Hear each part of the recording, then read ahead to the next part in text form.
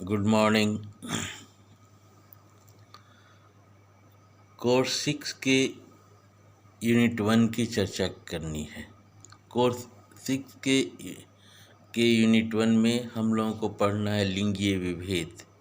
लिंगीय विभेद के प्रकार, लिंगीय विभेद के कारण, लिंगीय विभेद के कारणों की समाप्ति के उपाय, इसका अध्ययन किया जाना है। आज हम चर्चा करते हैं। इसके पहले भी हम लोगों ने चर्चा की थी लिंगीय विभेद की। विभेद, जेंडर बायस, जेंडर लिंग दो प्रकार के होंगे, स्त्रीलिंग या पुल्लिंग। बायस, लिंग दो प्रकार के होंगे, स्त्रीलिंग या पुल्लिंग। लेकिन बायस की चर्चा करेंगे। बायस का अर्थ होता है पूर्वाग्रह से ग्रसित। पूर्वाग्रह से ग्रसित, जब हम किसी चीज़ के बारे में या किसी होने वाली घटना या किसी व्यक्ति या लिंग के प्रति पहले से ही ग्रसित हो जाएं, पहले से ये निष्कर्ष निकाल लें, तो वो पूर्वाग्रह से ग्रसित कहलाता है। किसी भी लिंग के प्रति अगर हम पहले से ही निष्कर्ष निकाल लेते हैं, निष्कर्ष पर आ जाते हैं, तो वो कहा जाता है कि हम बायस्ड हैं, पूर्वाग्रह से ग्रसित हैं। आप लोगों के कोर्स यूनिट 1 में ये लिंगीय विभेद पढ़ा जाना है। लिंगीय विभेद से तात्पर्य है, लिंगीय विभेद जैविक अवसरों की समानता की जब हम बात करते हैं कि सबको समान अवसर दिया जाए, तो हम देखते हैं कि अनेक संदर्भों में असमानता पाई जाती है। जब जैविक अवसरों की समानता की जब हम बात करते हैं, तो हम देखते हैं कि अनेक संदर्भों में असमानता पाई जाती है। एक आवश्यक संदर्भ है स्त्री शिक्षा का। बालिका को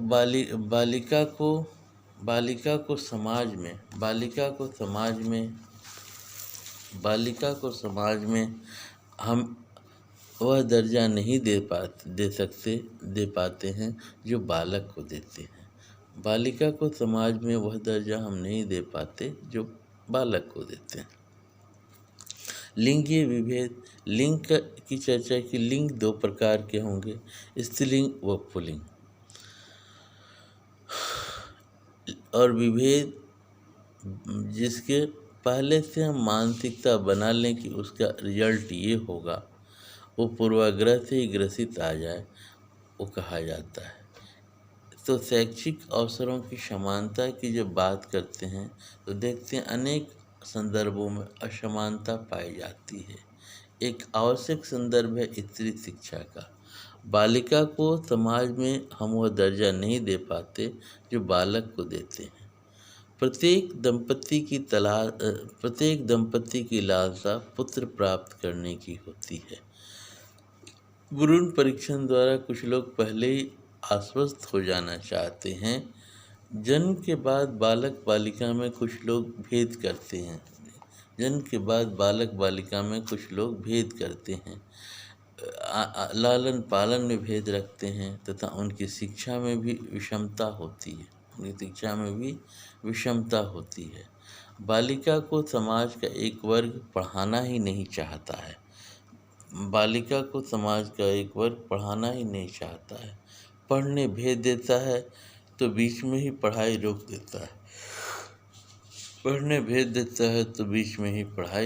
देता है। वैदिक काल में ही यह सार्वभौमिक सत्य और सिद्धांत प्रचलित है। यह सार्वभौमिक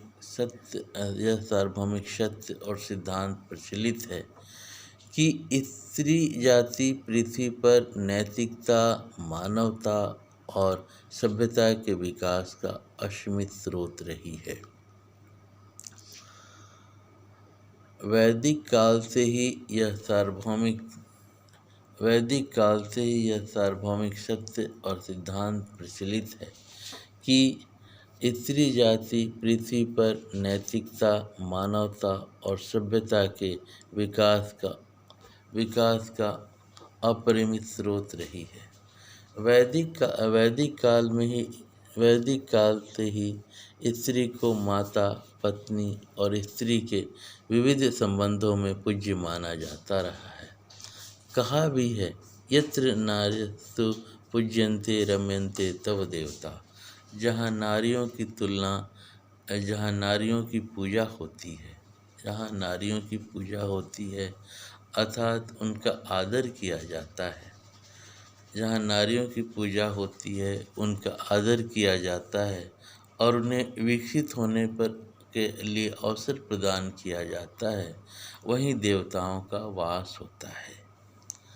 जहाँ नारियों की पूजा होती है अर्थात उनका आदर किया जाता है और उन्हें विकसित होने का अवसर प्रदान किया जाता है, वहाँ देवताओं का वास होता है।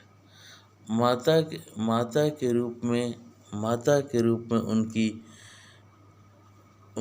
के रूप में जननी सुसंस्कृत बालक को जन्म देती है और उसकी शिक्षा के लिए ऐसा वातावरण सृजित करती है कि वह वास्तव में देवतुल्य सामर्थ्य ग्रहण कर लेता है।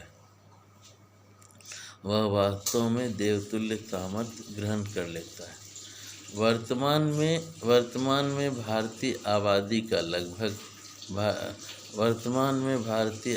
का लगभग आधा हिस्सा स्त्रियों का है। परंतु स्वतंत्रता के 75 वर्षों के पश्चात भी यह अत्यंत दुख का विषय है कि स्त्रियों को अभी भी समाज में बराबरी का दर्जा नहीं हो पाया है। वर्तमान में भारतीय आबादी का लगभग आधा हिस्सा स्त्रियों का है, परंतु स्वतंत्रता के 75 वर्षों के पश्चात भी यह अत्यंत दुख का विषय है कि स्त्रियों को अभी भी समाज में बराबरी का दर्जा प्राप्त नहीं हो पाया है। प्रारंभ से ही स्त्रियों को दवा और विनम्रता की प्रतिमूर्ति के रूप में चित्रित किया गया है। अबला जीवन हाय तुम्हारी यही कहानी, आंचल में है दूध और आँखों में पानी। परंतु स्त्रियों की यह दशा अब स्वीकार्य नहीं है। अतः वर्तमान में आवश्यकता है कि लिंगीय भेदभाव को समाप्त कर स्त्रियों की स्थिति में सुधार किया जाना चाहिए। लिंगीय भेदभाव भारत में ही नहीं बल्कि विश्व के प्रत्येक देश में किसी न किसी रूप में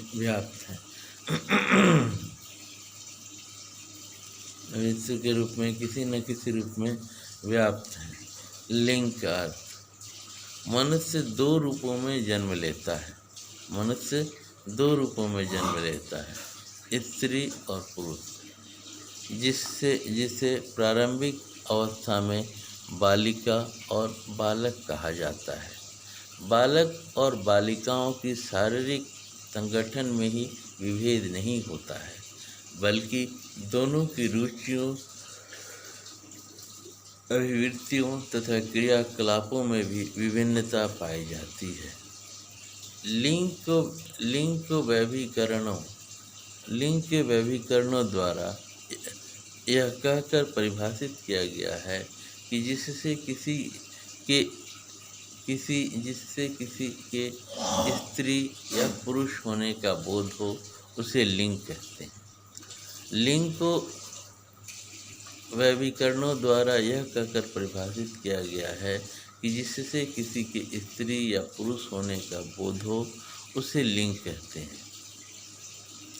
लिंग के निर्धारण में लैंगिक मापदंडों का प्रयोग किया जाता है, जो कुछ इस प्रकार होता है।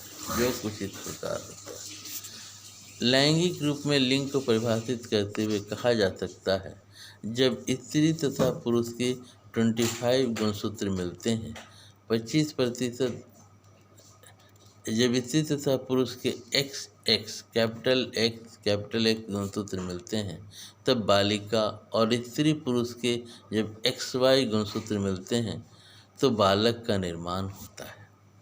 जैविक रूप में लिंग को परिभाषित करते हुए कहा जा सकता है कि जब स्त्री तथा पुरुष के XX गुणसूत्र मिलते हैं तथा बालिका और स्त्री पुरुष के XY गुणसूत्र मिलते हैं तो बालक का जन्म होता है। स्पष्ट है कि लिंग के निर्धारण में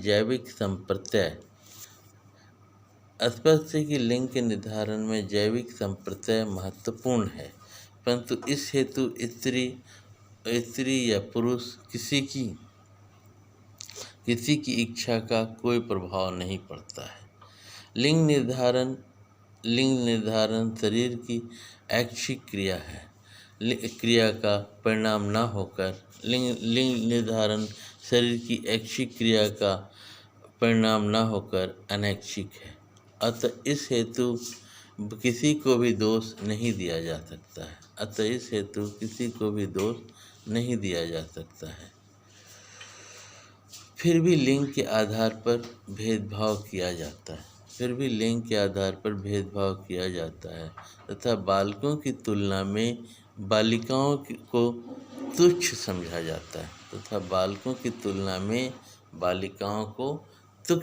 जाता है। लिंग एक परिवर्तनशील धारा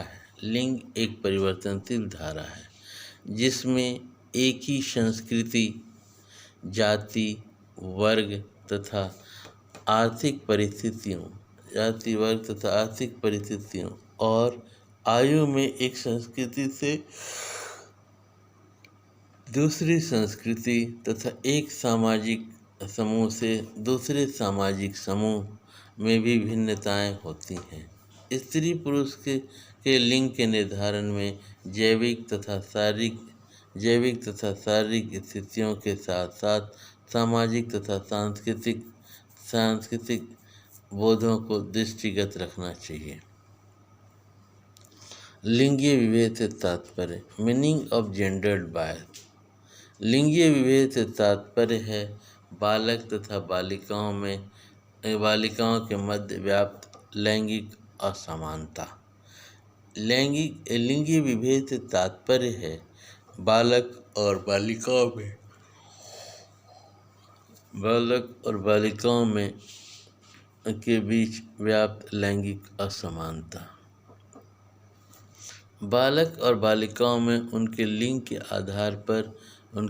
आधार पर भेद करना, जिसके कारण बालिकाओं को समाज में, शिक्षा में तथा पालन पोषण में बालकों में निम्नतर स्थिति में रखा जाता है, जिससे वे पिछड़ जाते हैं।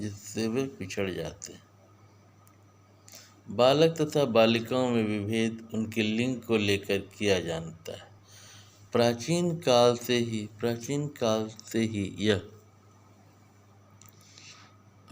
काल से यह अवधारणा प्रचलित रही है कि जीवित पुत्र का मुख देखने मात्र से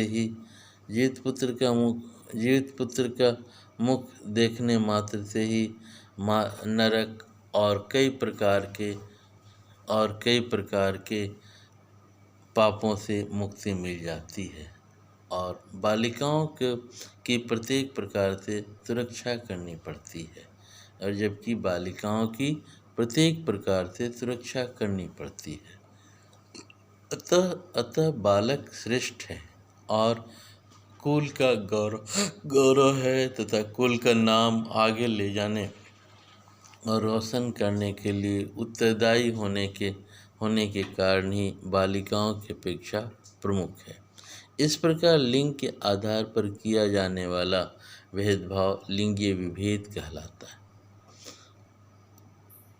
अब हम लोग चर्चा करेंगे लिंगीय विभेद के कारणों की। लिंगीय विभेद, जैसा कि पहले भी बता चुके हैं कि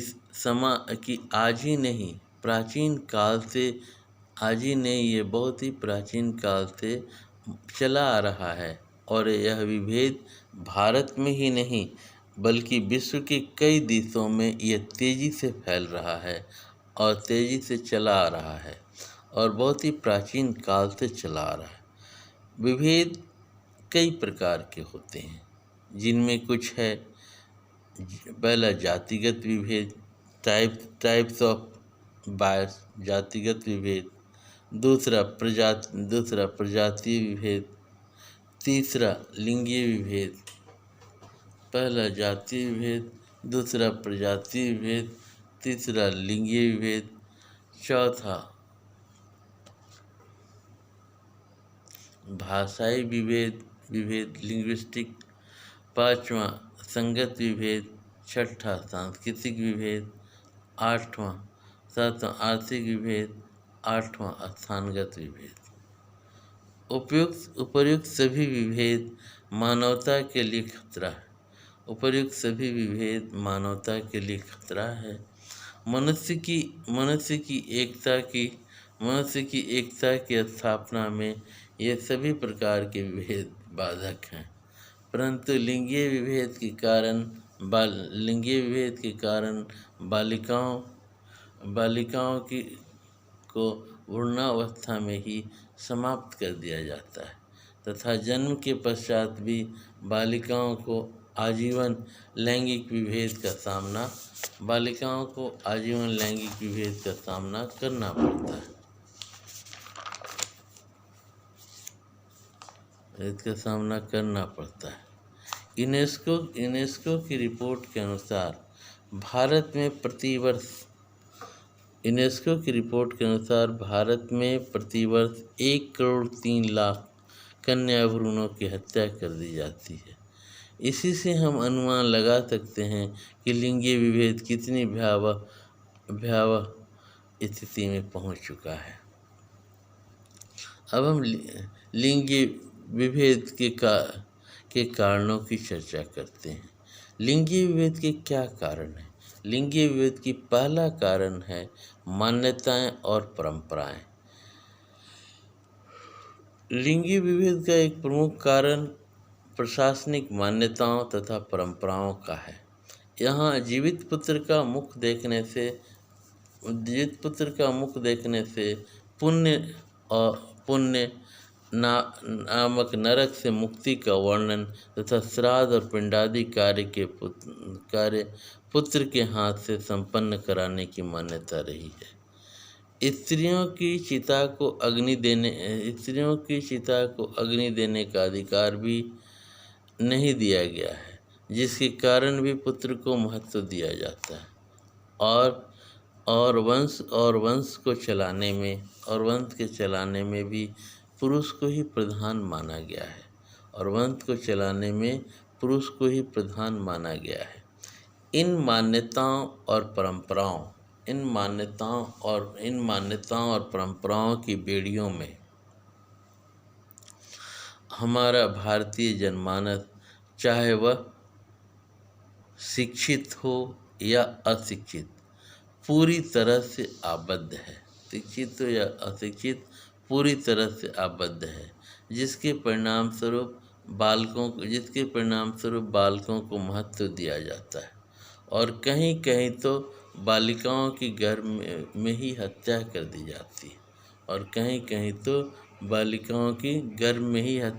दी जाती है। अधिकांश बालिकाओं को भी बोझ समझकर ही उनका पालन पोषण किया जाता है तथा सदैव उन्हें पुरुष की छत्रछाया में जीवन व्यतीत करना पड़ता है। अथर्ववेद में वर्णन आया है कि स्त्री को बाल्यकाल में पिता के अधीन, युवावस्था में पति के अधीन तथा वृद्धावस्था में पुत्र के अधीन रहना चाहिए। इस प्रकार स्त्रियों को अस्तित्व, मान्यताओं, परंपराओं और सुरक्षा की बलि चढ़ा दिया जाता है।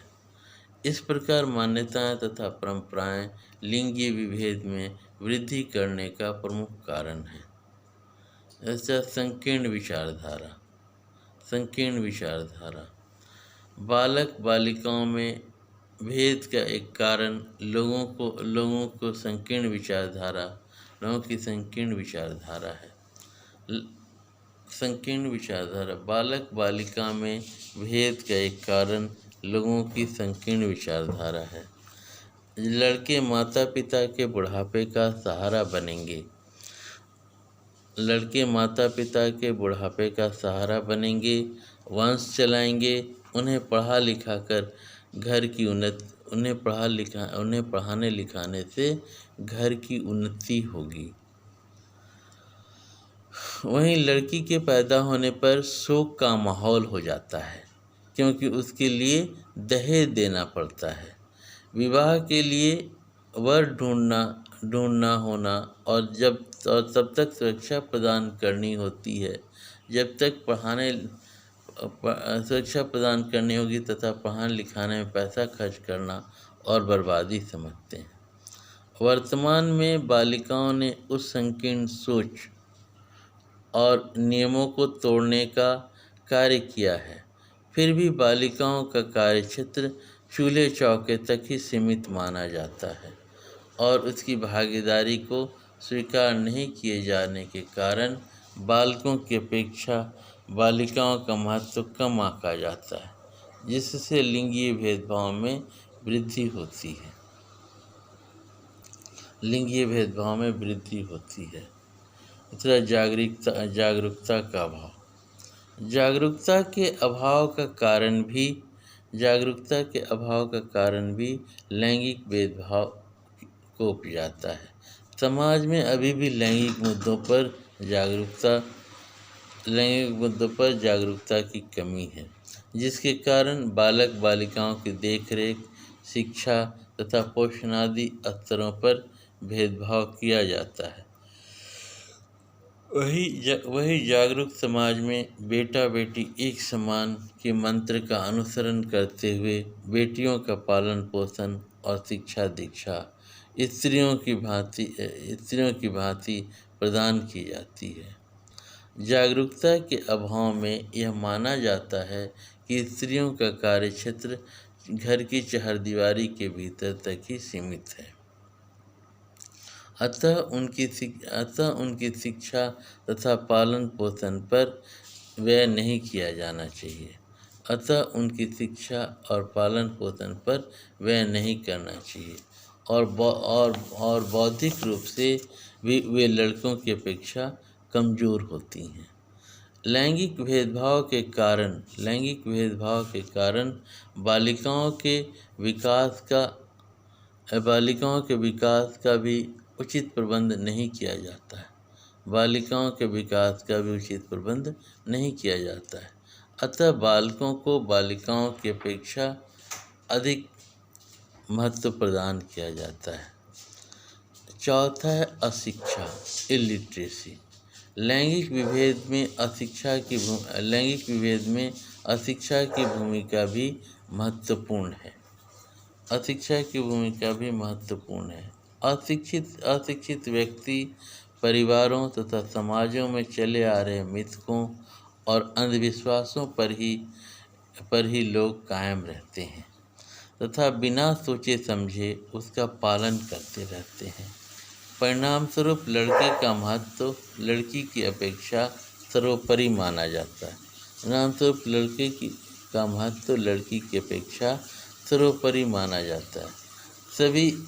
सभी वस्तुओं तथा सेवाओं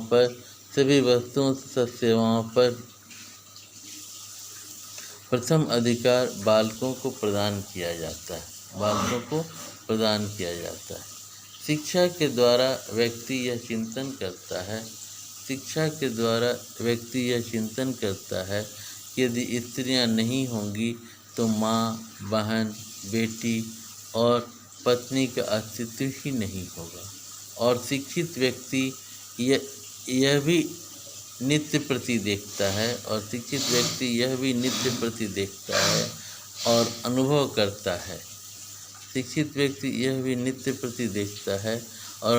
करता है कि स्त्रियां किसी भी क्षेत्र में पुरुषों से पीछे नहीं है। वे उनसे कंधे से कंधा मिलाकर चल रही हैं और इस प्रकार लैंगिक विभेद अशिक्षा और अज्ञानता के परिणाम स्वरूप भी होता है। इसके पश्चात है आर्थिक तंगी, इकोनॉमिक क्राइसिस।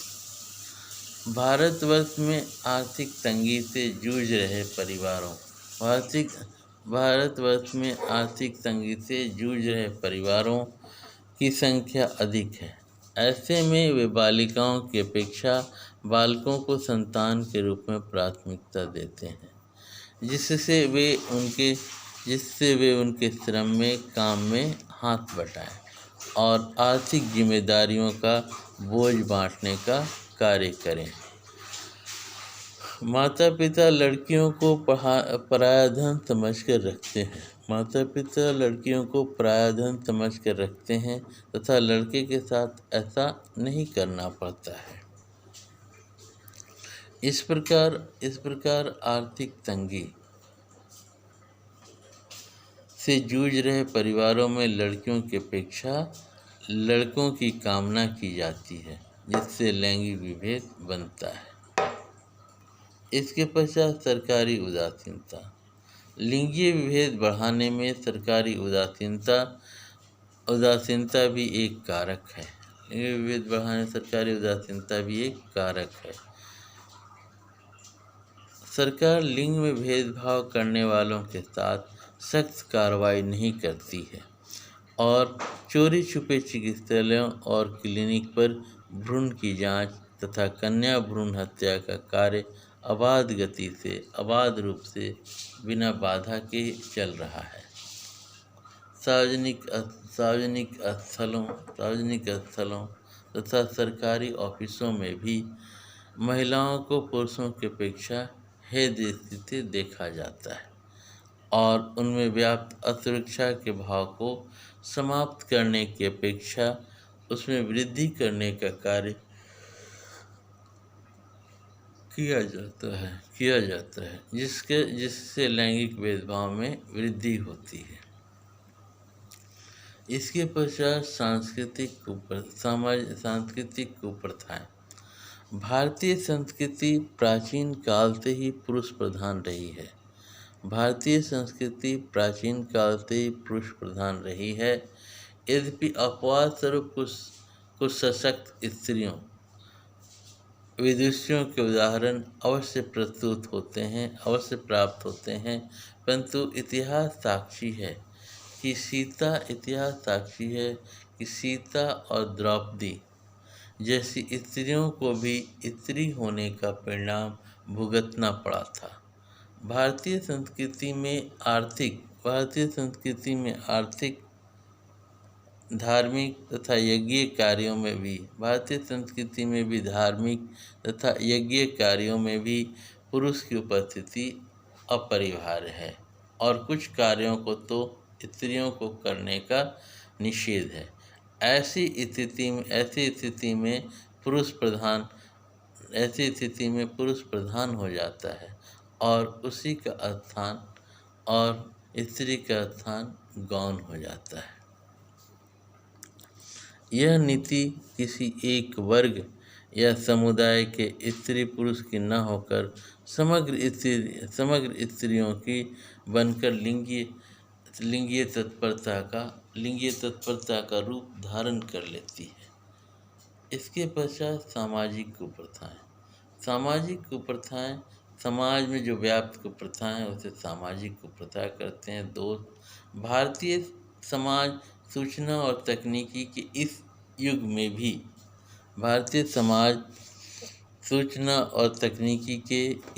में भी तमाम प्रकार की कुप्रथाओं और अंधविश्वासों से भरा हुआ है, जैसे दहेज प्रथा, कन्या भ्रूण हत्या, बाल विवाह, पर्दा प्रथा, विधवा विवाह निषेध, छेड़खानी और व्यभिचार,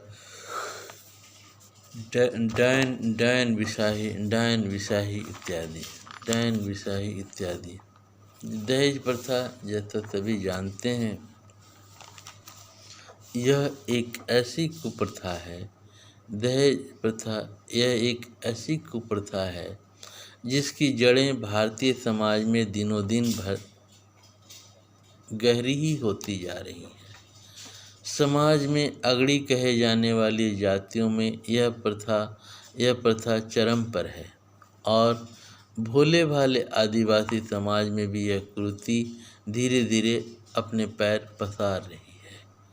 लड़की का जन्म होते ही माता पिता और परिवार को उसके विवाह तथा दहेज की चिंता खाई जाती है।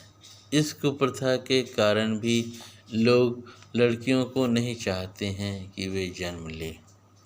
सेकेंड, अगला, कन्या भ्रूण हत्या।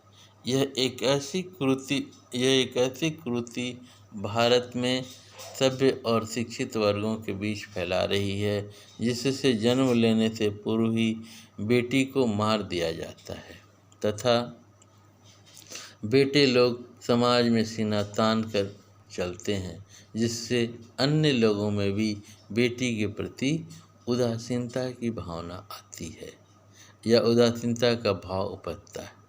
इसके पश्चात बाल विवाह भारत में यद्यपि लड़कियों के विवाह की आयु का निर्धारण 18 वर्ष कर दिया गया है, फिर भी कुछ समुदायों में कन्या तथा जो रजोधर्म युक्त न हुई हो उसके कन्यादान को अच्छा माना जाता है। इधर लड़की की विदाई होती है और उधर दूसरी ओर उसकी विद्यालय जीवन की भी विदाई हो जाती है। इधर लड़की की विदाई होती है और दूसरी ओर उसके विद्यालय जीवन की भी विदाई हो जाती है और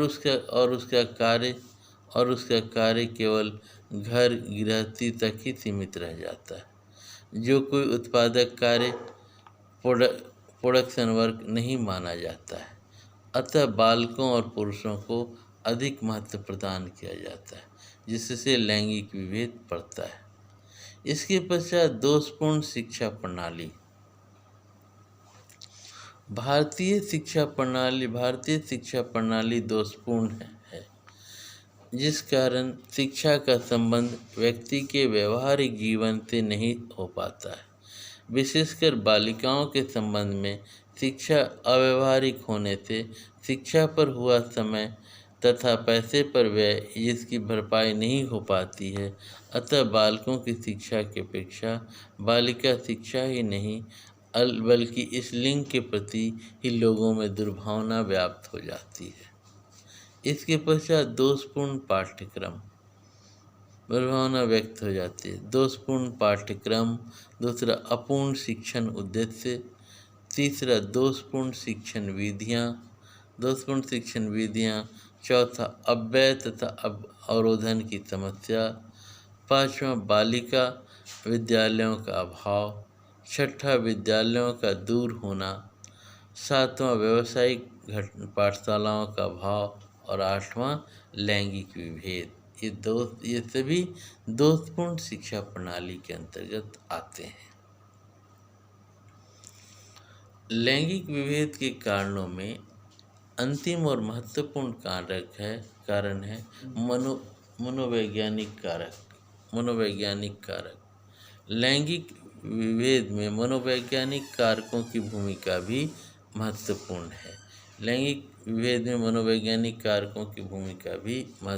है। प्रारंभ में ही स्त्रियों के मस्तिष्क में यह बात घर कर जाती है कि पुरुष महिलाओं से श्रेष्ठ हैं तथा महिलाओं को उनकी प्रत्येक आज्ञा का पालन परमेश्वर की भांति समझकर करना चाहिए। बिना पुरुष के स्त्री का कोई अस्तित्व ही नहीं है और पुरुष से ही महिला की पहचान और सुरक्षा है। अतः समाज भी आदर्श स्त्री का दर्जा ऐसी महिलाओं को प्रदान करता है जिसके साथ पुरुष का सानिध्य रहता है। अकेली स्त्री को समाज में हे दृष्टि से एक नीच दृष्टि से देखा जाता है। इस प्रकार स्त्रियों में यह मनोवैज्ञानिक धारणा बैठ जाती है। इस प्रकार स्त्रियों में यह मनोवैज्ञानिक धारणा बैठ जाती है कि पुरुष उनसे श्रेष्ठ हैं और वे स्वयं स्त्री होकर भी बालिकाओं के जन्म और उसके सर्वांगीण विकास का विरोध करती है। हम लोगों ने चर्चा की लिंगीय विभेद क्या है, लिंगीय विभेद के क्या प्रकार हैं, लिंगीय विभेद के कौन कौन से कारण हैं, इसकी चर्चा हम लोगों ने की। अगला टॉपिक है लिंगीय विभेदों की समाप्ति के क्या उपाय हैं।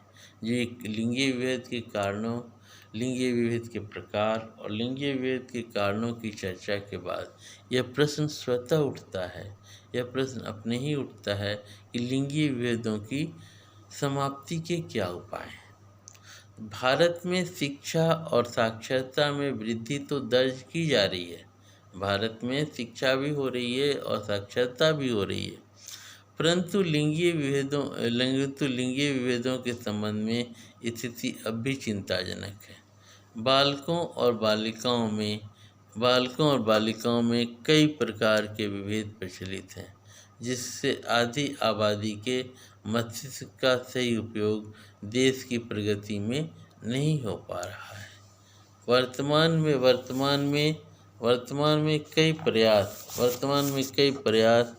सरकारी, निजी, अर्ध सरकारी तथा समाज सेवी उपक्रमों द्वारा किए जा रहे हैं, जिससे लैंगिक मुद्दों पर जागरूकता लाई जा सके। लिंगीय विभेदों के कारण स्त्री पुरुष अनुपात की खाई निरंतर बढ़ती जा रही है। हरियाणा और राजस्थान जैसे राज्यों में तो यह स्थिति और भी भयावह है। लैंगिक विभेदों की बात करने तथा समय धीरे धीरे उनकी समाप्ति करने हेतु निम्नलिखित उपायों को और सुझाव स्वरूप प्रस्तुत किया जा रहा है। जैसे पहला, जन शिक्षा का प्रसार। लोगों जन तक शिक्षा का प्रसार किए जाने की आवश्यकता है। जन तक शिक्षा का प्रसार। स्त्री पुरुष में तब तक भेदभाव की स्थिति बनी रहेगी जब तक जनसाधारण के बीच शिक्षा का प्रचार प्रसार नहीं हो जाता है। जब तक जनसाधारण के बीच शिक्षा का प्रचार प्रसार नहीं हो जाता है।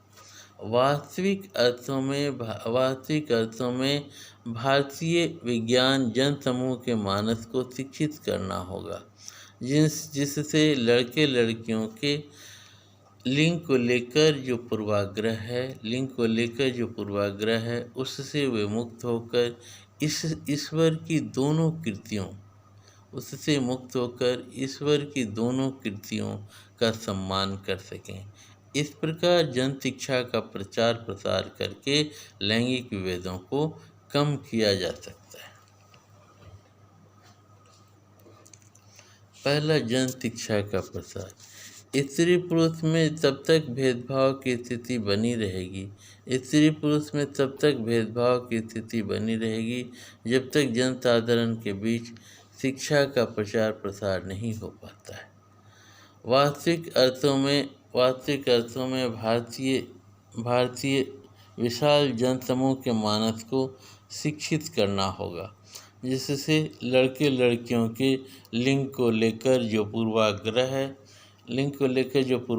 है उसी से मुक्त होकर ईश्वर की दोनों कृतियों का सम्मान कर सकें। इस प्रकार जन शिक्षा का प्रचार प्रसार करके लैंगिक विभेद को कम किया जा सकता है। नेक्स्ट, जागरूकता लाना। भारतीय समाज में अभी भी जागरूकता की कमी है।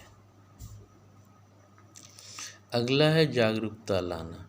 भारतीय समाज में अभी भी जागरूकता की कमी है। इसी कारण स्त्री पुरुषों में वर्षों से चली आ रही भेदभाव की भावना अभी तक जीवित है, जिसे जागरूकता लाकर समाप्त किया जा सकता है।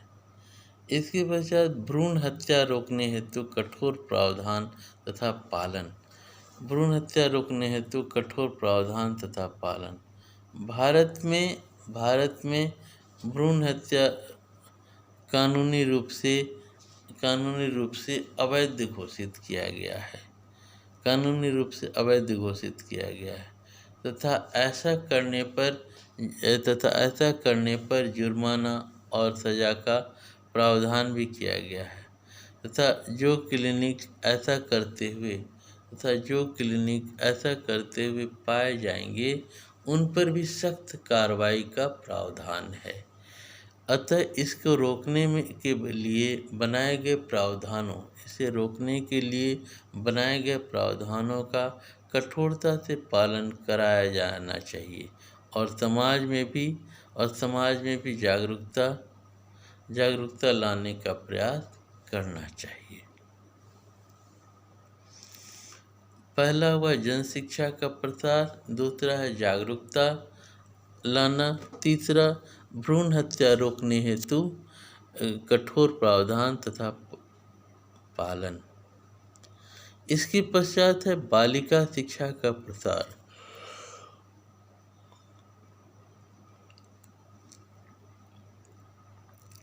बालिका शिक्षा का व्यापक स्तर पर प्रसार करने की आवश्यकता है। बालिका शिक्षा का प्रसार। बालिका शिक्षा का व्यापक स्तर पर प्रसार करके भी लिंगी विभेदों को कम किया जा सकता है। आंकड़ों को देखने से भी यह ज्ञात होता है कि जहाँ पर बालिकाओं की साक्षरता दर अधिक है वहाँ बालिका लिंगानुपात भी अधिक है। बालिका शिक्षा का प्रसार। बालिका शिक्षा का व्यापक स्तर पर प्रसार करके भी लिंगीय विभेदों को कम किया जा सकता है। आंकड़ों को देखने से भी यह ज्ञात होता है कि जहाँ पर बालिकाओं की साक्षरता दर अधिक है वहाँ बालिका लिंगानुपात भी अधिक है। इससे स्पष्ट होता है कि लिंगानुपात में शिक्षा की विशेष भूमिका है।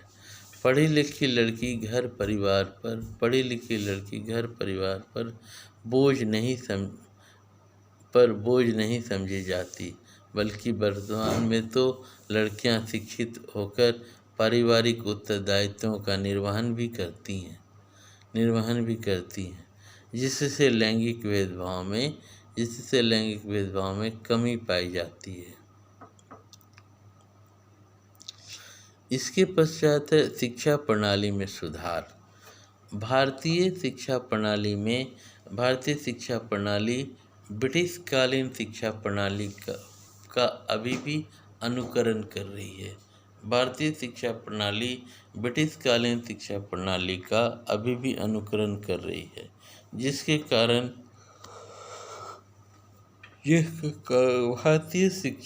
भारतीय समाज में उद्देश्यों की पूर्ति में अपूर्ण सिद्ध हो रही है। इसी कारण अधिकांश माता पिता यही सोचते हैं कि किताबी ज्ञान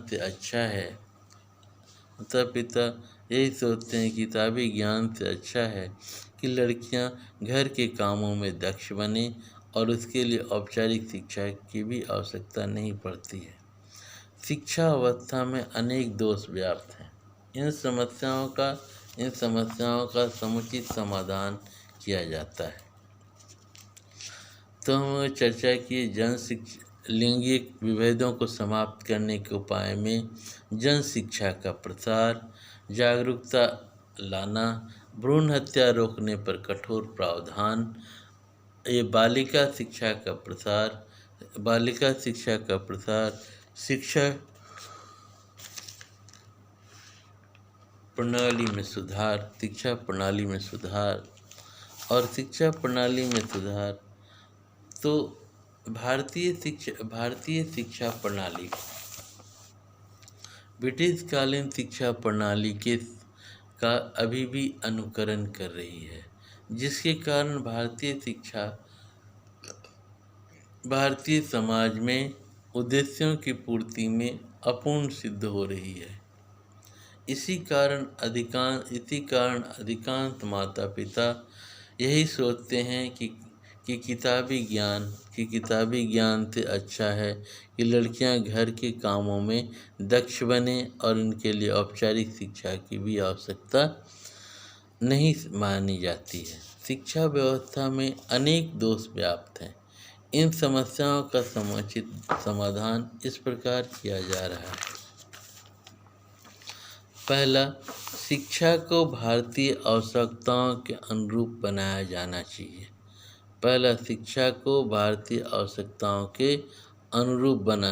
चाहिए। दूसरा, शिक्षा को बालिकाओं के वास्तविक जीवन की आवश्यकताओं में जोड़ा जाना चाहिए।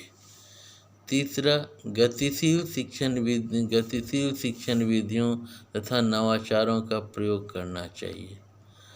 चौथा, महिला शिक्षिकाओं तथा विद्यालय निरीक्षिकाओं की नियुक्ति की जानी चाहिए। पाँचवां, शिक्षा को गुणवत्तापूर्ण बनाया जाना चाहिए। ठीक है, पहला, शिक्षा को भारतीय आवश्यकताओं के अनुरूप बनाया जाना चाहिए। शिक्षा को भारतीय आवश्यकताओं के अनुरूप बनाया जाना चाहिए। दूसरा, शिक्षा को बालिकाओं के वास्तविक जीवन की आवश्यकताओं से जोड़ा जाना चाहिए। तीसरा, गतिशील शिक्षण विधियों तथा नवाचारों का प्रयोग, नए निबंधनों का प्रयोग किया जाना चाहिए। महिला शिक्षिकाओं तथा विद्यालय निरीक्षिकाओं की नियुक्ति की जानी चाहिए। शिक्षा को गुणवत्तापूर्ण बनाया जाना चाहिए। इसके पश्चात महिला शिक्षा को व्यवसायोन्मुखी तथा रोजगारपरक बनाया जाना चाहिए, जिससे शिक्षा को उनके लिए एक सुरक्षित निवेश समझा जाए। विद्यालयों में लिंग के आधार पर भेदभाव नहीं किया जाना चाहिए। उपर्युक्त प्रयासों के द्वारा बालिका शिक्षा की प्रगति होगी और लैंगिक विभिन्नता में कमी आएगी। इसके पश्चात बालिकाओं हेतु व्यावसायिक पृथक विद्यालयों की स्थापना। बालिकाओं को आत्मनिर्भर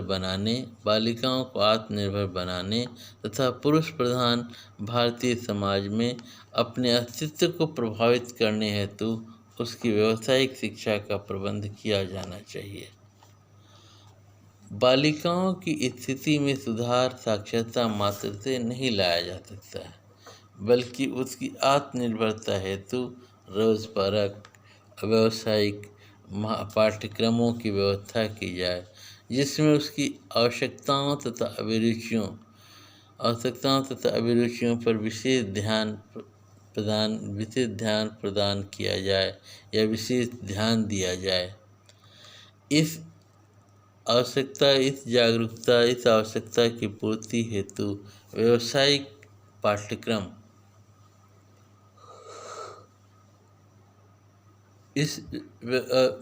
आवासीय विद्यालयों की स्थापना महिलाओं हेतु पृथक रूप से करनी चाहिए। आर्थिक स्वावलंबन महिला तथा पुरुषों के बीच लिंग विभेद के समापन में मुख्य भूमिका का निर्वहन करता है और यह व्यावसायिक शिक्षा के द्वारा ही संभव हो सकता है। अतः इस दिशा में प्रयासों द्वारा लिंगीय भेदभाव को कम किया जा सकता है। सातवां, सामाजिक कुप्रथाओं पर रोक। समाज में अनेक कुप्रथाएं व्याप्त हैं, जिसका प्रत्यक्ष तथा अप्रत्यक्ष दोनों ही प्रभाव महिलाओं पर पड़ता है। समाज में सती प्रथा, पर्दा प्रथा, बाल विवाह, विधवा विवाह निषेध, कन्या भ्रूण हत्या इत्यादि प्रचलित है। कन्या भ्रूण हत्या इत्यादि प्रचलित है, जिसके कारण स्त्रियों को शारीरिक तथा मानसिक रूप से तोड़ दिया जाता है तथा इन कुप्रथाओं पर रोक लगाई जानी चाहिए। इन शिक्षा इस दिशा में तमाम प्रयास किए गए हैं तथा किए जा रहे हैं। इसके पश्चात जो लैंगिक विभेद को समाप्त करने के उपाय हैं, उसमें है सामाजिक परंपराओं तथा मान्यताओं पर कुठाराघात। समाज में प्राचीन काल से कुछ मान्यताओं तथा परंपराओं का पालन किया जा रहा है, जिसके पालन न कर पाने में सामाजिक तथा धार्मिक दोनों ही प्रकार के भय व्यक्तियों में व्याप्त हैं। परंतु उन गलत परंपराओं और मान्यताओं में तिलिस्म को धीरे धीरे तोड़े जाने का कार्य किया जाना चाहिए। लड़कियां ईश्वर की अनुपम कृतियां हैं और वे प्रत्येक कार्य तथा संस्कार का संपादन करने में सक्षम हैं। सिर्फ इसी कारण इनसे वंचित नहीं किया जा सकता, और यदि स्त्रियां ही नहीं होंगी तो पुरुष भी नहीं होंगे। अगर स्त्रियां ही नहीं होंगी तो पुरुष भी नहीं होंगे। दोनों को ही समान दर्जा दिए जाने की आवश्यकता है। सामाजिक कुप्रथाओं तथा गलत मान्यताओं पर कुठाराघात करके ही स्त्री पुरुष दोनों ही किसी की समानता की बात सोची जा सकती है। सुरक्षात्मक वातावरण। बालक और बालिकाओं के लिंग में इसलिए भी भेद किया जाता है कि बालिकाओं की आयु में जैसे जैसे वृद्धि होती है, वैसे वैसे माता पिता को उसकी चिंता सताने लगती है, क्योंकि समाज अभी भी बालिकाओं के लिए सुरक्षित नहीं है। देश की राजधानी दिल्ली समेत संपूर्ण भारत में आए दिन बलात्कार, छींटाकशी, एसिड फेंकने जैसी घटनाओं महिलाओं के साथ घट रही है। पुलिस तथा प्रशासन के साथ समाज को भी ऐसी सुरक्षात्मक वातावरण सृजित करने निर्माण करना चाहिए, ताकि जिससे कि बालिकाएं जब भी घर से बाहर निकलें, उनके माता पिता तथा अभिभावक निश्चिंत रहें, नियंक रह जाएं। इस प्रकार घर तथा बाहर प्रत्येक स्थान पर सुरक्षात्मक वातावरण का सृजन होने से बालिकाएं अपना अध्ययन और रोजगार निर्भीक होकर आएंगी तथा आगे बढ़कर स्वावलंबी बनेंगी, जिनसे वे पुरुषों की बराबरी कर मुख्य धारा में भी शामिल हो सकेंगी। इसके पश्चात प्रशासनिक प्रयास। लिंगीय विभेदों को समाप्त करने में प्रशासनिक प्रयासों की भूमिका भी बहुत महत्वपूर्ण है, अत्यधिक महत्वपूर्ण है। जो भी नियम सरकार द्वारा बनाए गए हैं, उनका सख्ती से पालन किया जाना चाहिए। प्रशासन को ऐसे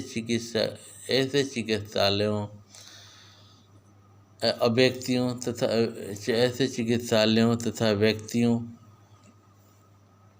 व्यक्तियों तथा क्लिनिकों पर सख्त से सख्त कार्रवाई करनी चाहिए तथा इसकी मान्यता तक समाप्त कर देनी चाहिए। प्रशासन को लैंगिक विभेदों को कम करने हेतु साहसी और प्रतिभावान महिलाओं तथा बालिकाओं को प्रोत्साहित करना चाहिए, जिससे जन कल्याण की जन सामान्य की बालिकाओं के विषय में धारणा बदल सके, धीरे धीरे परिवर्तित हो सके। इसके पश्चात संवैधानिक उपचार। अंतिम है लैंगिक विभेद को समाप्त करने के उपाय में संवैधानिक उपचार।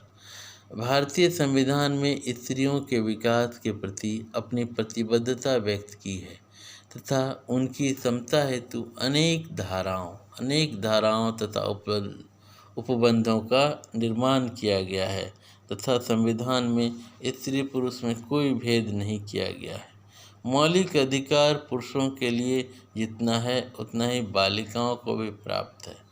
इस प्रकार संवैधानिक उपचार तो बहुत किए गए हैं, परंतु उन उपचारों के निर्माण में कितनी जागरूकता होनी चाहिए। अतः इन प्रावधानों के विषय में जागरूकता फैलाकर भी लैंगिक भेदभाव को कम किया जा सकता है। आज हम लोगों ने चर्चा की लैंगिक भेदभाव क्या है, लैंगिक भेदभाव के प्रकार क्या हैं, लैंगिक भेदभाव के कारण क्या हैं और लैंगिक भेदभाव को किस प्रकार से दूर किया जा सकता है। शेष अगली कक्षा में। धन्यवाद। Have a nice day.